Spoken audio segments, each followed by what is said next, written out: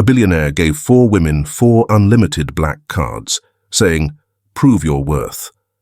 3 spent millions, but the maid bought only one thing, and it brought him to his knees in silent awe. He thought he was testing others with money, but unexpectedly, their hearts tested him instead, and the lesson he learned was more costly than anything money could buy. Can you guess what the maid purchased that stunned the billionaire? Nathan Harrington sat silently in his office on the top floor of Harrington Tower, his deep blue eyes fixed on the city sprawling below. Seattle's night lights stretched out like a cold, soulless electronic maze. To others, it was a symbol of opportunity and power. To Nathan, it was merely a giant microscope, and beneath it were millions of creatures squirming in the endless loop of ambition and desire. He had just finished a board meeting where million-dollar smiles were exchanged, and he felt the taste of success's ashes clinging to his throat. James, his loyal assistant and the only constant in Nathan's chaotic universe, entered. His silence was its own language, an understanding honed over years of witnessing the storms in the young billionaire's heart. "This air," Nathan muttered, his voice hoarse, breaking the silence. "It's thick with polished lies." James placed a glass of water on the table instead of the usual coffee. He knew Nathan didn't need caffeine. He needed clarity. "That is the air of power, sir. You have been accustomed to it for a long time." Accustomed? Nathan let out a soft, humorless laugh. "No, James. I'm just drowning in it. I'm tired of the masks, tired of having to decode which smile is real, which gaze conceals a dagger. I want to know what lies beneath that perfect facade." "A vacation would help clear your mind," James suggested patiently. "Get away from it all." Get away, only to return and find the play still running. Nathan waved his hand, a frantic spark lighting up his tired eyes. He swiveled his chair to face James, a secretive, almost cruel smile playing on his lips. "No, I'm not going anywhere. I'm pulling this velvet curtain down." James stood still, a palpable sense of foreboding rising in his chest. "What are you planning, Nathan?" "I'm going to conduct a small social experiment," Nathan said, each word delivered slowly, filled with authority. "A test of human nature. I will grant 4 women a gift. Absolute power, an unlimited credit card, 3 days, no rules, no supervision." Surprise was evident on James's normally placid face. "4 women? Who do you intend to challenge?" Nathan laced his fingers together, his gaze sharp as a razor. "First, Daisy, my charming ex-girlfriend, who always believed happiness could be quantified in carrots. She is the test of vanity. Next, Susanna, my personal assistant, an ambitious machine cloaked in a power suit. Let's see where her strategic vision leads when no goal is set. This is the test of ambition. Third, Valeria, the socialite queen, who can weave a network of connections using sweet whispers. I want to know the true worth of that charm, the test of calculation." He paused, letting the silence fill the room before dropping the final name.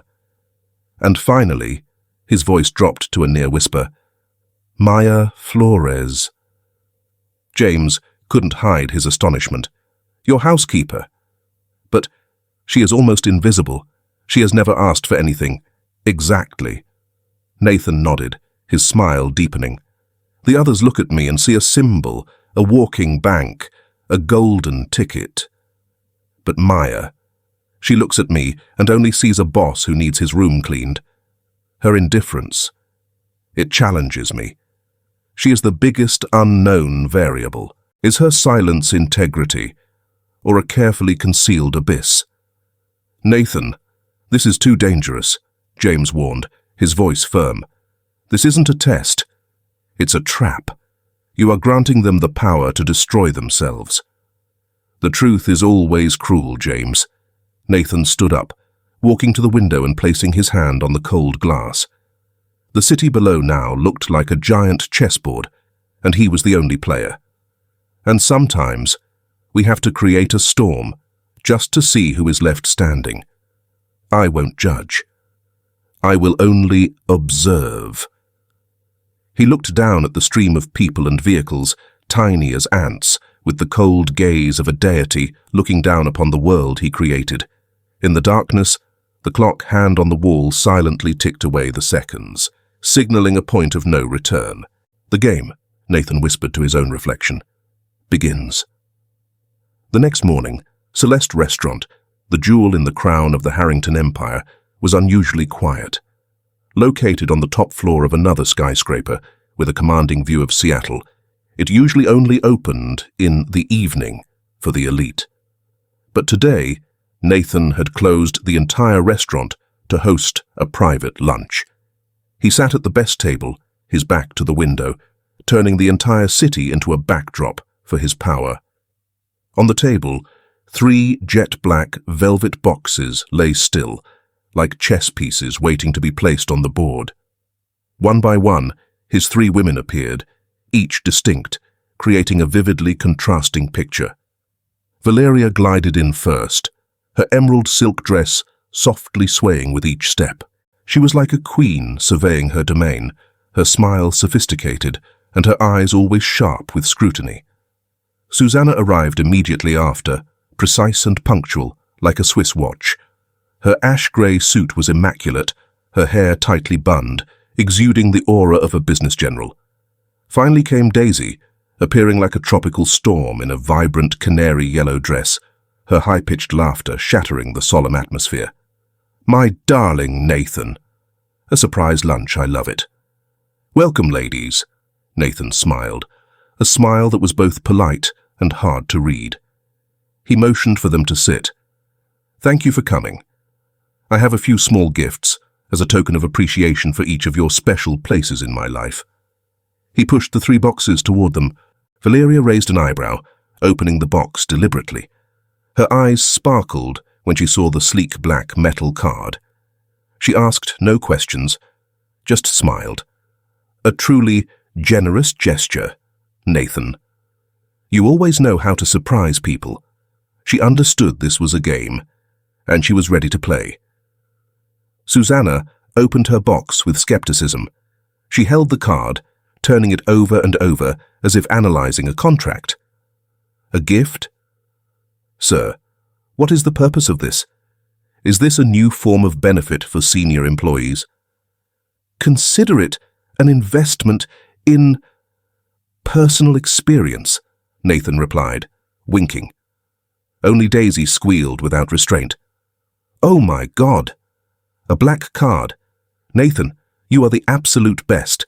She immediately pulled the card out, held it up to the light, and snapped a selfie. 3 days unlimited. I'm going to make every mall remember my name." While they were engrossed in their unexpected gifts, a shadow quietly approached the table. "Excuse me for interrupting. Would the guests care for more water?" It was Maya Flores. In the simple black and white uniform of the restaurant, her brown hair neatly tied back, she was almost invisible amid the opulence. She moved lightly, pouring water into each crystal glass, her eyes unwavering despite the scene unfolding. Valeria and Daisy didn't even glance at her. Only Nathan, his gaze briefly sweeping across Maya's calm face. "Make it memorable," Nathan said to the 3 women, but the words seemed also directed at someone else. The lunch ended quickly. Valeria left with the air of someone formulating a strategy. Susanna rushed off to a rescheduled meeting. Daisy shot out like an arrow, still chirping about Chanel and Dior. The restaurant fell silent again. Only Nathan and the cleaning staff remained. "Maya," he called. The girl, who was collecting the last plates, flinched and turned around. "Yes, Mr. Harrington?" Nathan stood up and approached her. He pulled a final black envelope from his vest pocket. It had no velvet box. It was just a simple envelope. "This is for you." Maya stared at the envelope. then looked up at her boss, her brown eyes wide with confusion. She took a step back, her hands instinctively hidden behind her back. "Sir, did I do something wrong? Is this a termination letter?" Nathan couldn't help but laugh. "No, Maya. This is a gift." She hesitated before taking it, her fingers trembling as she opened it. When she saw the black card, her face changed from confusion to panic. "No, that's impossible," she stammered, trying to press the card back into his hand. "You gave me the wrong one." "This belongs to one of the ladies earlier." "It's yours," Nathan said, his voice firm, allowing no refusal. 3 days, unlimited. Buy anything you want." Maya was stunned. She looked down at her uniform, then at the cold card in her hand. "But why? I'm just a server."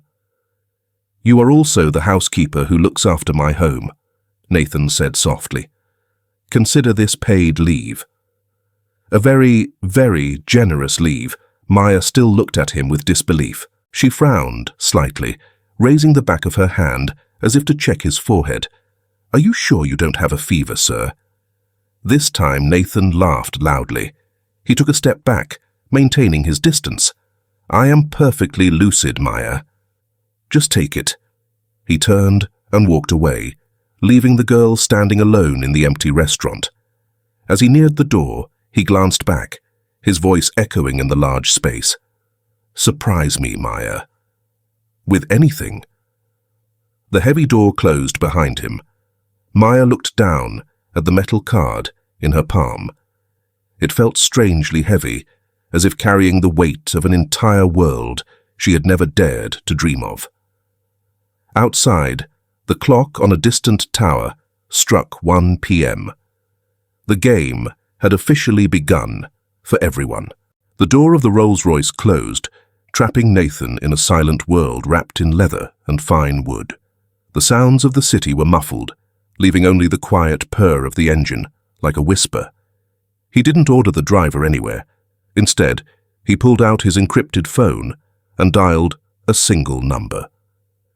"James," he said the moment the other end connected, without greeting. "Activate observation protocol. I want to see everything." "Understood, sir." James's voice came back, calm and efficient.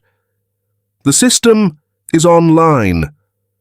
The tablet mounted on the partition between the driver and passenger compartments lit up, displaying a complex interface. 4 windows appeared, each labeled with a name: Daisy, Susanna, Valeria, and Maya. They weren't just simple transaction monitors. They were a sophisticated surveillance network, compiling card data, GPS location, and even public social media activity in real time. Nathan leaned back in his seat, his cold blue eyes glued to the screen. The game had begun, and he was the only audience member with a front row seat. Daisy's window exploded first, just as he predicted. A continuous stream of transaction notifications looked like a ticker tape machine. Chanel flagship store, $48,500 Cartier jewelry store, $112,000 deposit for a Ferrari Portofino supercar, $50,000. Simultaneously, her Instagram feed blew up. Selfies with stacks of designer bags, stories close up on a newly purchased diamond bracelet with the caption, "Thanks, my love, #BestExEver." Daisy was turning Nathan's test into a personal performance, a public celebration of his generosity. She wasn't just spending money, she was screaming to the world that she deserved to spend money. Nathan faintly smirked. Predictable. A moth always flies toward the brightest light. Valeria's window was more sophisticated. Her first transaction wasn't a luxury item, but a large payment to a prestigious contemporary art gallery. Minutes later, an email intercepted by the system displayed, "Valeria de la Cruz confirms she will be the main patron for the fall charity auction." James, who was also monitoring from his office, spoke through the car speaker. A clever move. She's not buying things, she's buying status. This investment will give her soft power among the elite. Valeria always plays a long game, Nathan murmured, not surprised but slightly respectful. She was using his money to solidify her own empire. Susanna's window showed silence for nearly an hour. Nathan began to grow curious. Then suddenly, a single transaction appeared, making him raise an eyebrow. Payment to Blackwood Strategic Solutions, $250,000. "James, run that name for me," Nathan ordered. A few seconds later, James reported, "Blackwood Strategic Solutions, sir.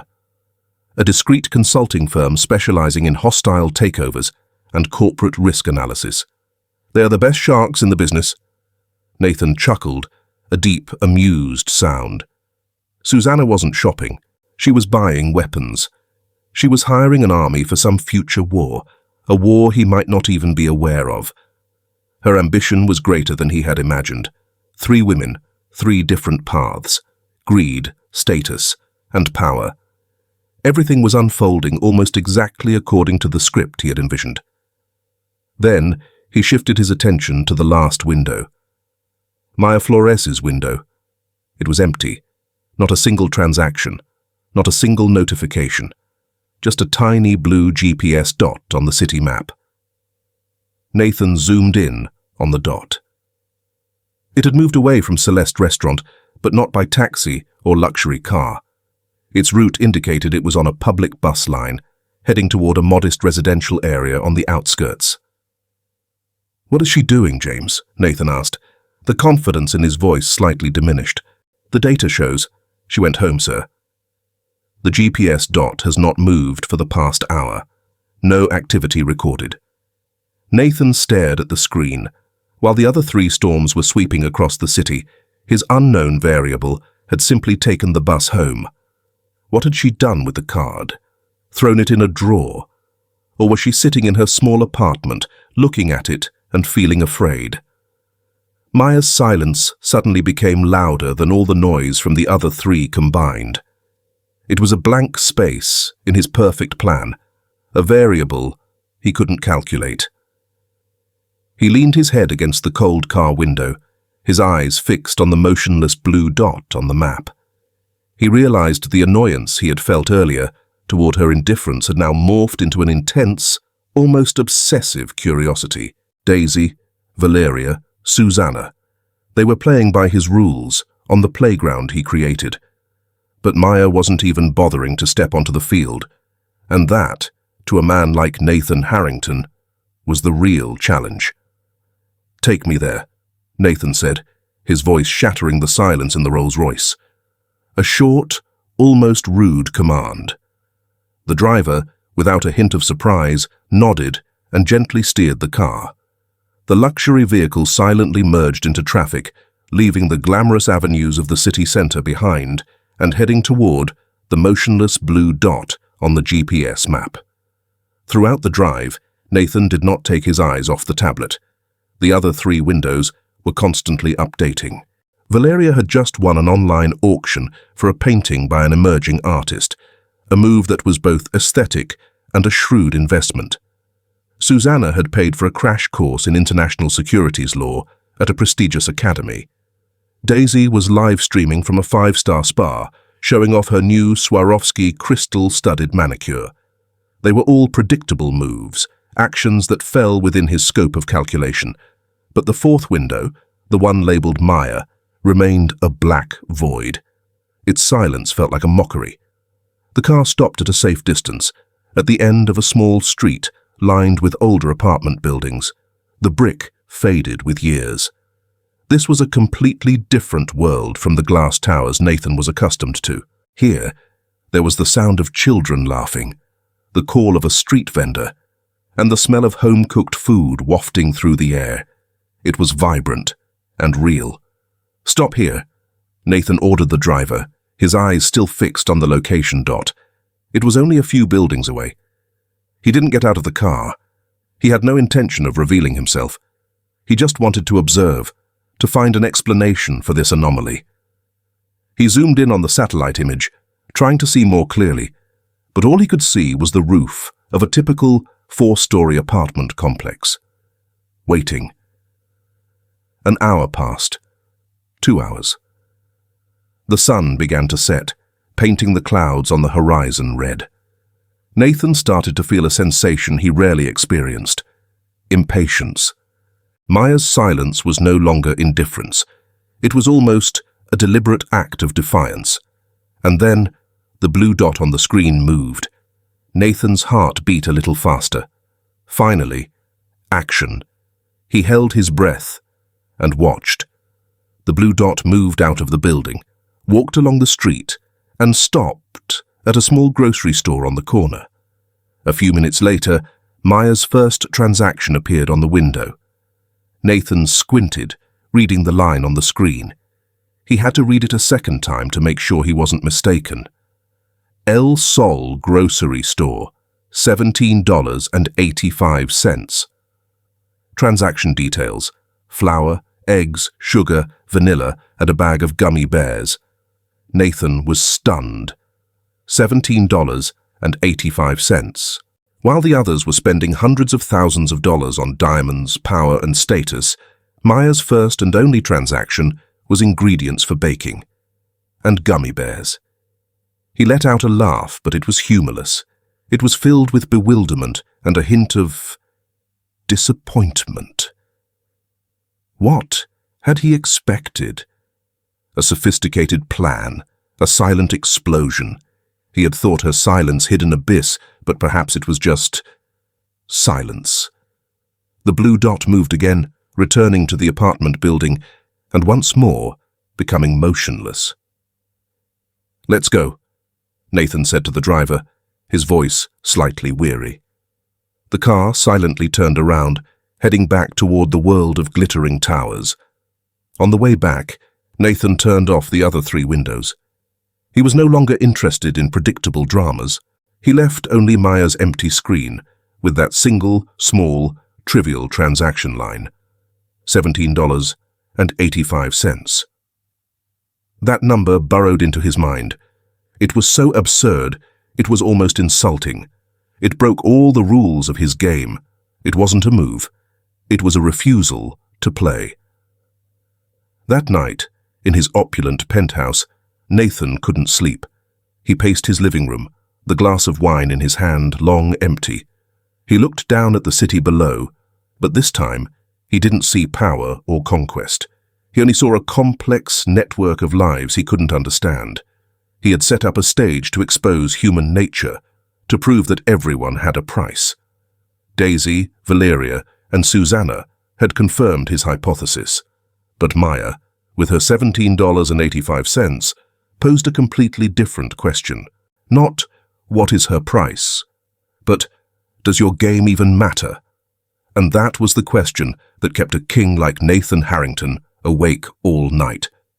He realized the housekeeper's silence was not a void. It was a mirror, and it was reflecting the emptiness in his own world. The dawn of the second day brought back an old routine. Nathan sat in his office, a steaming cup of black coffee beside him, listening to James's morning summary report over the speakerphone. Daisy Harrington has placed an order for an entire new Bevilgari jewelry collection, estimated total value over $500,000, James reported, his voice steady. Valeria paid for a weekend retreat on a private Caribbean island for her 10 closest friends. Susanna just bought a large block of shares in a young but promising biotech company. Nathan nodded listlessly. Greed, showmanship, and ambition. The play was proceeding exactly as expected. He had almost lost interest. "What about Maya?" he interrupted, only concerned with the single, unknown variable. There was a short pause on the other end. "Sir," James began, his voice slightly different, a rare hesitation. "Ms. Flores had 2 transactions, one last night and one this morning." "Finally," Nathan smirked, leaning forward slightly. "Tell me." "The first transaction, last night, El Sol Grocery Store, $17.85. Details. Baking ingredients. Nathan paused. $17.85. He frowned, a flash of disappointment crossing his face. And the second transaction? This morning, sir. About an hour ago, James stopped, as if double-checking the information. A wire transfer. $50,000. Nathan sat up straight. $50,000. His curiosity immediately flared. There it was. This was what he had been waiting for. Transferred to whom? A Swiss account? A shell company? No, sir, James replied, and his voice held genuine confusion. The money was transferred to Seattle Children's Hospital. The accompanying note contained only 3 words: for the oncology department. The room suddenly fell silent. Nathan was stunned. He had prepared for every scenario: selfish greed, a secret investment plan, even a sophisticated act of revenge. But this was completely beyond all his predictions. $17.85 for baking ingredients. $50,000 for a children's cancer fund. These 2 transactions didn't align at all. They created a contradictory and confusing portrait of the woman he thought he had figured out. Her silence wasn't indifference, but calculation toward a purpose he couldn't grasp. Her current location? Nathan asked, his voice sharp, his usual calm gone, replaced by an irrepressible urge. Still at the old apartment complex, sir. The GPS dot shows her in the communal courtyard behind the building. Prepare the car, Nathan ordered, jumping to his feet. He couldn't sit still in this tower and look at lifeless numbers any longer. He had to go there himself. He had to witness it firsthand, to find the answer to the riddle named Maya Flores. The Rolls-Royce sped away, leaving the glamorous financial streets behind. Nathan didn't look at the tablet. This time, he looked out the window, watching the city rush past. He realized his game had a serious flaw. He had assumed everyone was playing on the same board, with the same goal, enriching themselves. But perhaps Maya was playing an entirely different game, one whose rules he didn't even know.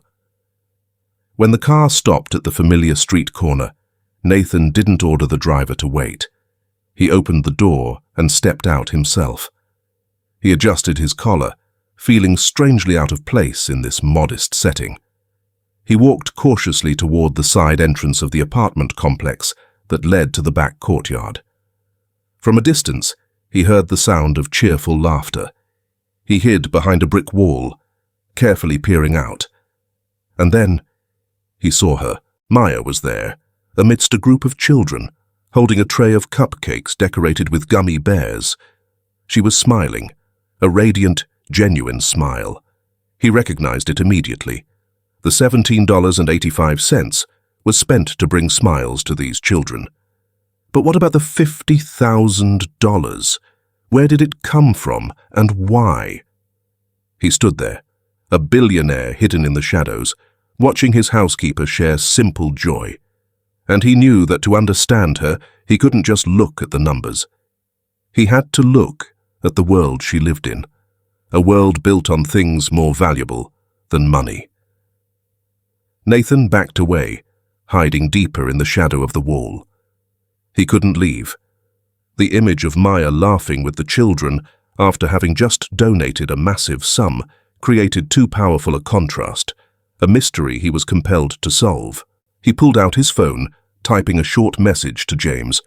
Find everything about Maya Flores's connection to Seattle Children's Hospital. I want to know now. He put the phone away and continued watching. He saw how Maya treated each child, not just handing out cake, but showing genuine care. She knew each child's name, asking about school, about the sick cat, about the new bicycle. She wasn't just a kind stranger, she was part of this community. Meanwhile, across the city, James was mobilizing all his resources. Maya Flores's name was put into deep search systems, going beyond surface information like address and work history. Algorithms scanned public records, old articles, and even encrypted medical databases that only those with Nathan's power could access. A few minutes later, Nathan's phone vibrated. A file was sent. He opened it, his heart involuntarily beating faster. It wasn't a lengthy report, just a few pieces of information, but they were enough to paint a complete and heartbreaking picture. An old local newspaper article from 6 years ago. Headline: Community Rallies Around Little Warrior. The article told the story of a 5-year-old boy named Leo Flores battling acute lymphoblastic leukemia at Seattle Children's Hospital. The article included a photo. A young woman with tired but determined eyes was holding a tiny boy, his head bald from chemotherapy. That woman, though younger and thinner, was none other than Maya. The boy in her arms was her younger brother. The second piece. An excerpt from a medical record. Patient name, Leo Flores. Status, deceased. The date of death was clearly noted, just a few months after the article was published. The third piece. A copy of Maya's personal financial statement from those years. It showed she had worked 3 jobs simultaneously. Every dollar earned poured into medical bills. There were enormous debts from the hospital, personal loans, and notes about selling off meager assets. She had fought until exhaustion of strength and finances for her brother. Nathan looked up, toward Maya. She was wiping the tears of a little girl who had fallen. Her gentle hand, her patient smile. Everything suddenly held a completely different meaning. He understood. The $50,000 wasn't a spontaneous act of charity. It was a debt of gratitude. It was her way of thanking the place that had tried to save the person dearest to her. It was how she honored Leo's memory, by helping other children fighting the same battle. She used Nathan's unexpected gift not to build her future, but to heal a wound from the past. And the cupcakes. They weren't just sweets. They were her way of bringing joy, a little sweetness, to children who might also be facing their own difficulties. She was giving away what her brother might not have had enough of. Carefree, childhood moments. Nathan felt a cold rush down his spine, even though the sun was shining.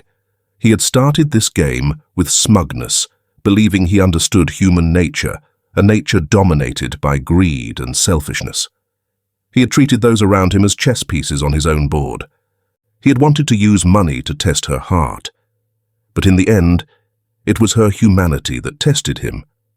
He quietly turned around and walked away. He no longer wanted to watch. He no longer had the right to watch. Continuing to observe now felt like a crude intrusion into something sacred. When he got back into the car, he didn't order the driver home. He just sat there, in the silence of the luxury car, looking at the file on his phone. His game was over. Not because time had run out, but because he had realized he wasn't the player. He was just an audience member who had accidentally lifted the curtain on a drama far deeper and more genuine than anything he could imagine. And in that drama, he was not the hero. He was merely an outsider. The 3-day test was over, and it was time for the curtain call. They arrived, each distinct, like goddesses stepping out of different worlds. Daisy arrived first, splendid in a brand-new couture dress, her blonde hair shimmering. She chose a spot near the window, where the late afternoon light highlighted her haughty beauty. "What fun game is this, my love?" she asked, her voice sweet as candy. Susanna arrived on time, her navy power suit immaculate. She sat upright, placing her tablet on her lap, adopting the demeanor of a board meeting.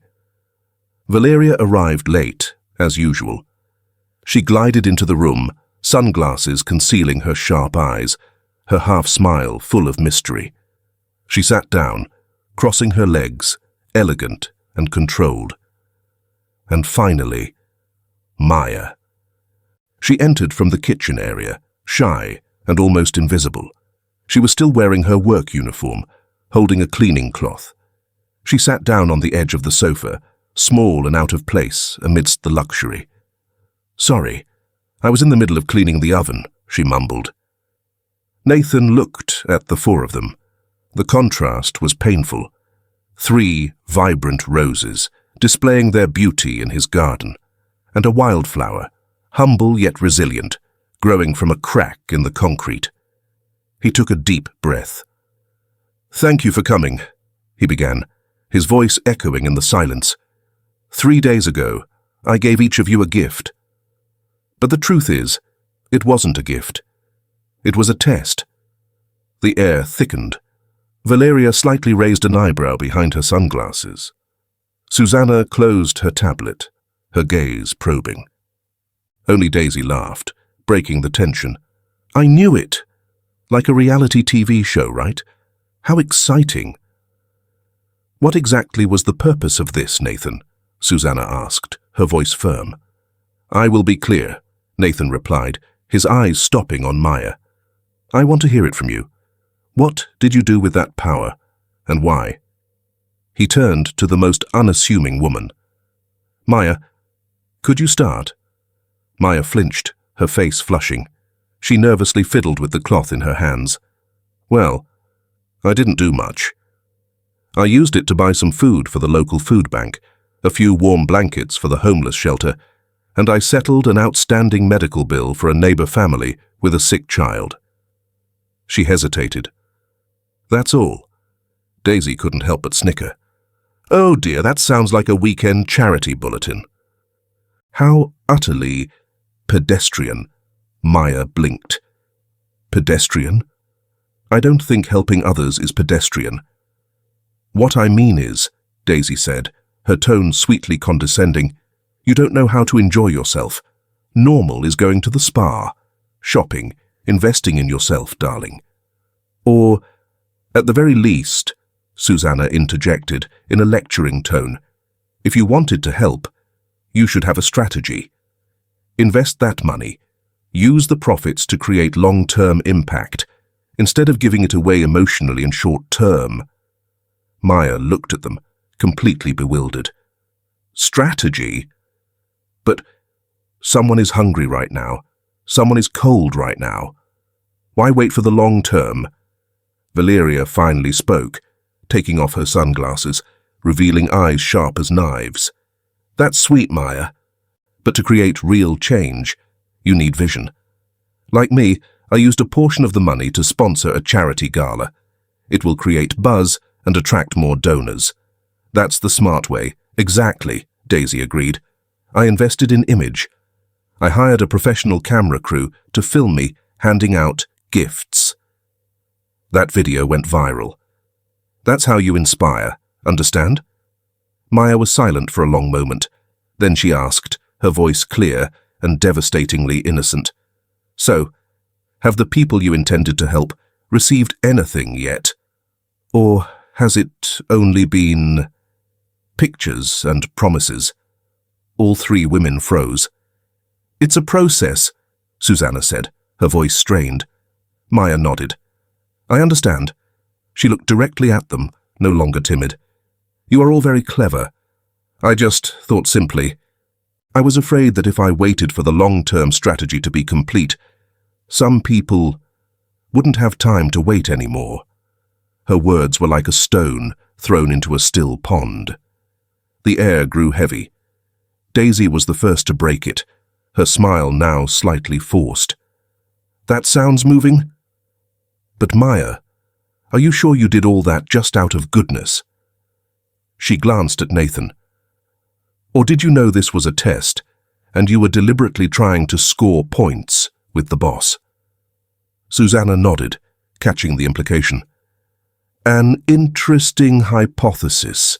Humble actions, helping others silently. That is an extremely smart strategy to win over a man tired of extravagance, gain a good reputation, and capture the billionaire's heart. 2 birds with 1 stone." Maya looked at them, her eyes wide with astonishment. And then she laughed, a clear, unafraid laugh. "You have such vivid imaginations. If I were that smart and calculating, I wouldn't be a housekeeper. She folded her arms, tilting her head. And if I truly wanted to seduce Nathan, I would have cooked him a candlelit dinner, not handed out blankets to the homeless. Did you think I was a prophet who could foresee he would monitor me and be moved to tears? Nathan couldn't help but let a smile flicker across his face. Valeria, who had been silently observing, spoke up, her voice honey-sweet. Whether intentional or not, the truth is, you succeeded, Maya. He is clearly looking at you in a very different light. That was the last straw. Maya stood up abruptly, the gentleness gone, replaced by righteous indignation. I see, she said, her voice firm. You not only flaunted your greed, but now you are trying to drag others down into the mud with you. You cannot accept that someone acts simply out of conscience, can you? Because that makes your high-level strategies look empty and selfish. She turned to Nathan, her eyes now filled with disappointment. And you, Nathan. Thank you for giving me the opportunity to do meaningful things. But I am truly disappointed. You use money to toy with the trust of others. You thought I would be just like them, that I would waste the money on trivial things, didn't you? She didn't wait for his answer. She calmly took off her apron, folded it neatly, and placed it on the table. I quit. I cannot work in a home where people are treated like lab rats. Maya, wait! Nathan panicked, stepping toward her, but she had already turned her back, her eyes red. You are a good man, Nathan. But you are so lonely that you have to hurt others to feel powerful. I hope one day you find peace without having to test anyone. The door slammed shut, leaving a deadly silence. Nathan stood there, stunned. He looked at the three women remaining, their beautiful faces now looking utterly alien. Now, you have your results, Valeria said, putting her sunglasses back on. Congratulations. You just succeeded in proving you can't trust anyone, including yourself. Quite a record, Nathan. They left one by one, abandoning him alone in the empty penthouse. On the table, Maya's apron lay like a silent accusation. He had started this game to find the truth, and now he had it. The truth was that he had lost the only precious thing he ever had, all because of his own arrogance. James walked in. Sir, I know, James, Nathan said, his voice breaking. I was wrong. And now, I have to fix it. He looked toward the door where Maya had just disappeared. He knew he didn't just have to bring her back. He had to prove he was worthy of her, at any cost. The next morning, Nathan woke up after a nearly sleepless night. He had spent the entire night agonizing over how to atone to Maya. But first, there was a more urgent matter, the rumors. News of the black card scandal spread quickly through the tabloids. Despite Nathan having disclosed nothing, Daisy and Susanna seemed unwilling to remain silent. At 9 a.m., James rushed into Nathan's office, holding a tabloid newspaper. Sir, it's bad. Look at this. On the front page was a large headline, Billionaire Harrington's secret lover embezzles charity funds. Below, it was a candid photo of Maya holding a box of gifts, intentionally blurred to look suspicious. The article accused Billionaire H's close help of using her boss's credit card for personal gain under the guise of charity, inflating the value of donations to pocket the difference. Nathan read it, his hands shaking with anger. Absurd! The entire fund was provided by me. She didn't have any fund of her own. I suspect Daisy and Susanna are involved, James said. They want to pressure you to abandon Ms. Maya. The office phone rang. James answered and turned back. A Channel 7 reporter is calling for an interview, sir. Tell them I will issue a press release soon, Nathan snapped. He clenched his teeth. Clean up this mess. I want them to retract all accusations and apologize to Maya publicly. Call the legal team to prepare a defamation lawsuit." Just as he finished speaking, there was a gentle knock on the door. It was Maya. She stood at the threshold, holding her room keys and a small box. Her eyes were shadowed with fatigue.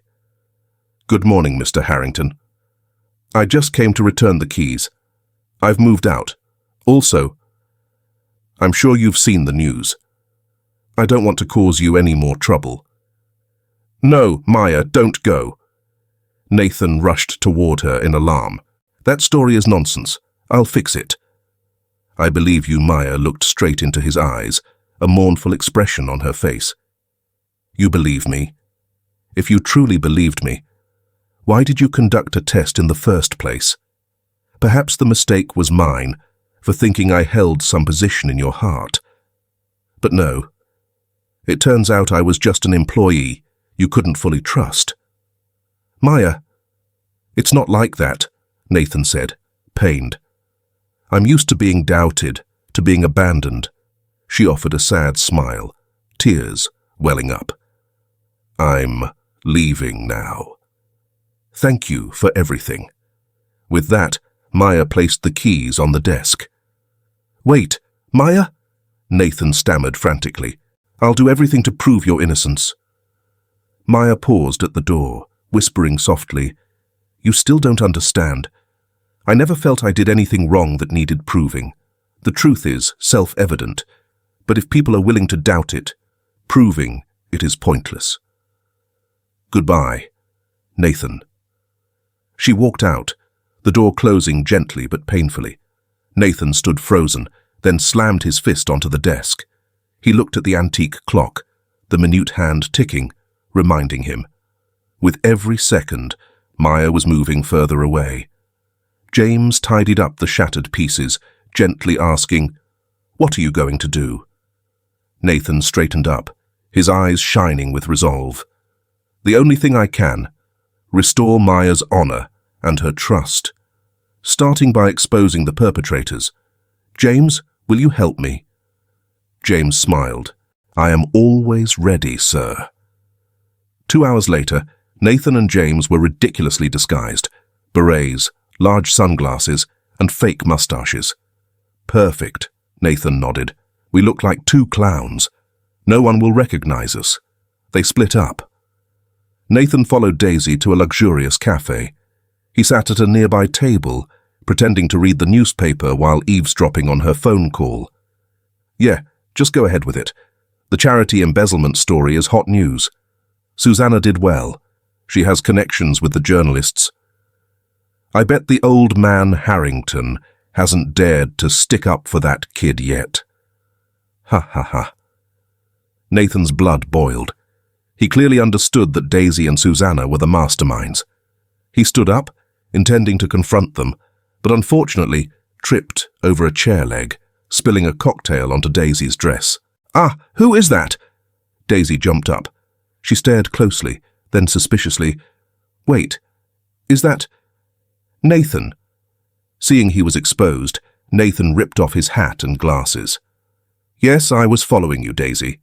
To see your true colors," Daisy smirked. "So, did you hear anything?" "I bet you don't have any proof. Are you going to publicly admit to playing cheap detective? Get real. You'll ruin yourself before you manage to help that girl." With that, she angrily stormed off. Nathan gritted his teeth. She wasn't wrong. He had nothing concrete in hand. Nathan wasted no time on useless disguises. This time, he wouldn't play their game. He would rewrite the rules. He sat in his office, the internal chaos replaced by cold focus. "James," he said over the phone, "I need you to arrange a meeting with Susanna. As an independent investor interested in her crisis management strategies, encourage her to boast about her recent achievements." While James prepared, Nathan executed his own move. He didn't call Daisy to confront her. He called her with an entirely different purpose. "Daisy," he said, when she answered, his voice deliberately sounding tired and defeated. "You won." There was a moment of silence on the other end, followed by a triumphant laugh. "Oh, you finally realized it." I told you, that girl only brings trouble. I'm tired of this mess, Nathan continued, acting perfectly. I just want it all to end. You and Susanna did a great job. Honestly, I'm quite impressed. The way you manipulated the media, very professional. Daisy's arrogance surged, just as Nathan predicted. She couldn't miss the chance to brag. Of course.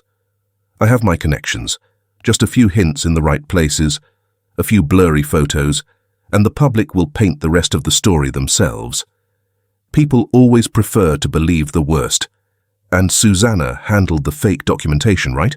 Nathan asked casually, as if admiring a perfect plan. She's an old fox, Daisy laughed. Everything was arranged to look real. You don't stand a chance, Nathan. You'd better forget about that girl. Perhaps you're right, Nathan said, his voice even. Thank you for showing me clearly. He hung up. The entire conversation had been legally recorded.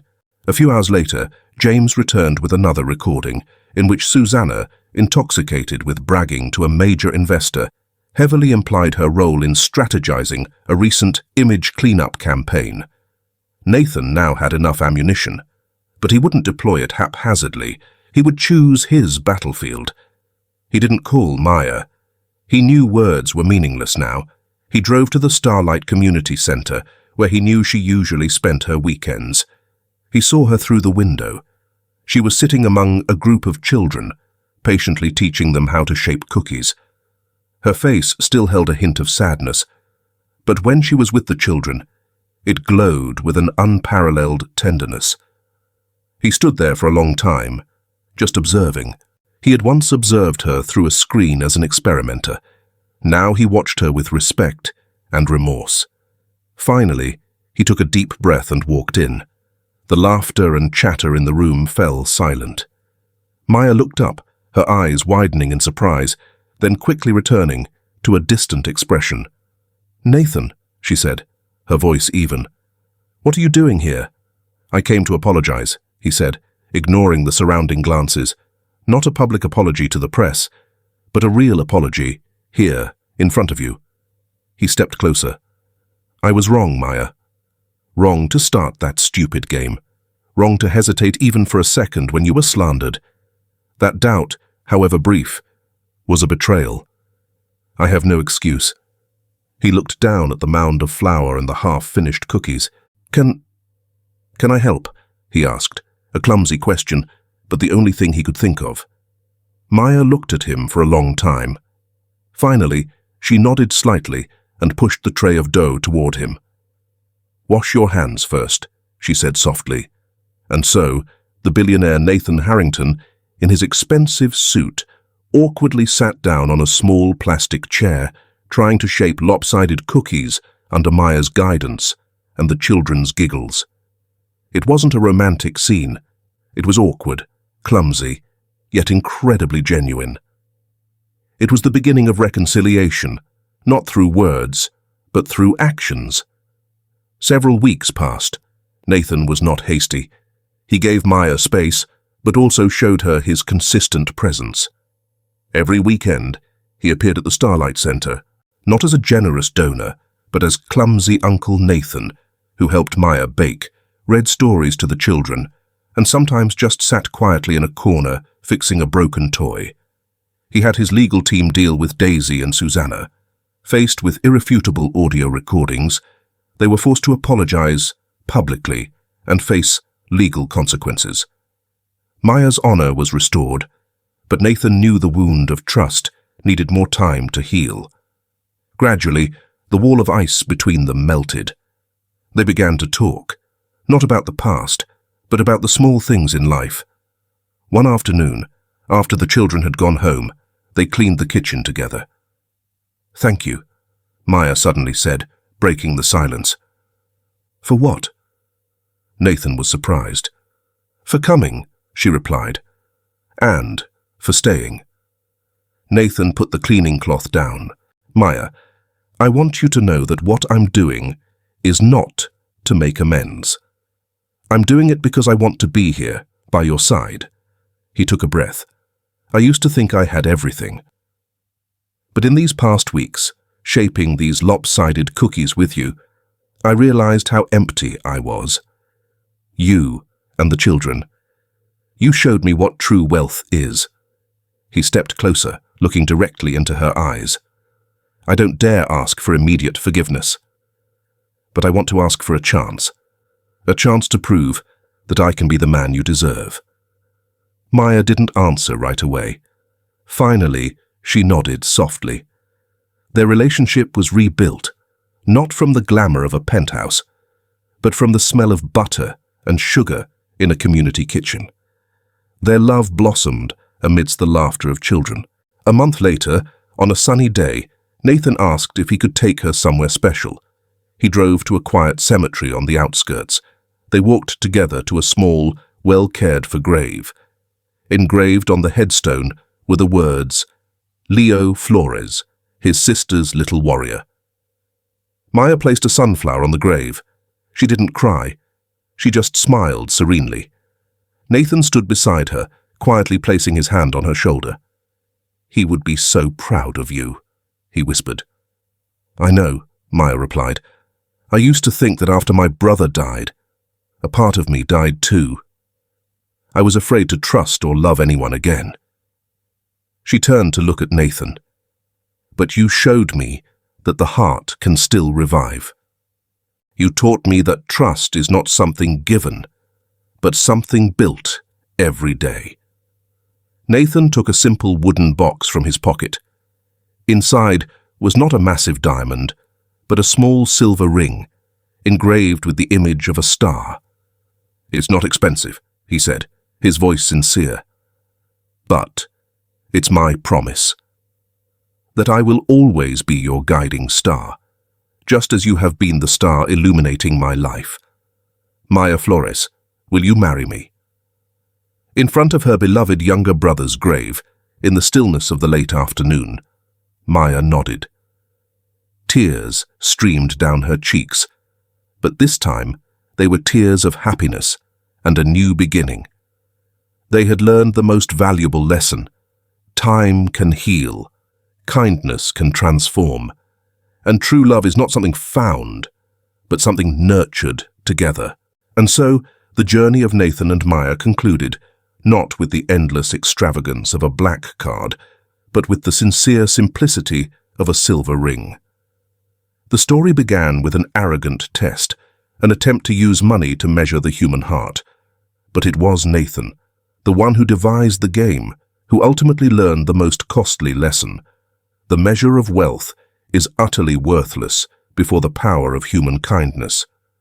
We saw a Daisy immersed in showmanship, a Susanna Sharp with ambition, but it was Maya's silent actions, the clumsily shaped cookies for the children, the heart directed toward the past where her brother rested, that truly brought about change. She didn't need to fight with schemes. Her sincerity was her strongest weapon, capable of softening a heart seemingly hardened by power and loneliness. Ultimately, the most profound lesson drawn from this journey transcends the simple binary of who was right and who was wrong. It brings us to a fundamental realization that in an increasingly transactional world, the true value of a human soul remains something that can never be appraised, bought, or sold. We live in an era obsessed with metrics, net worth, social status, the visible markers of success. Yet Nathan's experiment revealed the utter inadequacy of these tools when trying to measure the human heart. Money can purchase obedience, it can buy flattery, and it can certainly buy noise, as demonstrated by the chaotic spending of the other women. But it cannot purchase integrity. Maya's worth was not defined by the black card in her hand, but by the compassion that guided her choices. Her value lay in her ability to see past her own needs to the desperate needs of others, a quality that no amount of wealth can manufacture. Furthermore, the story fundamentally reshapes our understanding of trust. Too often, powerful individuals like Nathan view trust as a commodity to be stress-tested, a hurdle for others to clear to prove their loyalty. This perspective is inherently flawed and destructive. Trust is not cold steel to be hammered. It is a living garden. It cannot be demanded instantly. It must be cultivated with the water of patience, the sunlight of transparency, and the rich soil of mutual respect. Nathan learned that by treating people as lab rats in a maze of his own design, he was poisoning that garden before it even had a chance to bloom. True trust is born not when we watch someone from behind one-way glass, but when we are willing to be vulnerable alongside them, getting our own hands dirty in the messy work of building a relationship. Finally, we are forced to confront the illusion of happiness that society sells us. We are taught to chase the pinnacle, the corner office, the penthouse view, the applause of millions. Yet, standing at that summit often reveals nothing but a chilling isolation. The story poignantly illustrates that genuine happiness rarely resides in grand, solitary achievements. Instead, it is found in the quiet, unassuming spaces we share with others. It is found in the warmth of a community kitchen, in the imperfectly shaped cookies made by small hands, and in the comfortable silence between two people who no longer need to impress one another. These moments, grounded in authenticity rather than opulence, are the true currency of a rich life. In the end, the billionaire didn't save the housekeeper. The housekeeper's simple reality saved the billionaire from his gilded cage. Thank you for following us through this story. We hope that amidst the busy rush of life, you always find your own precious things. Perhaps, in this fast-paced world, sometimes we should pause and ask ourselves, what truly constitutes wealth in our own souls? May you always find peace and the most genuine version of happiness for yourself.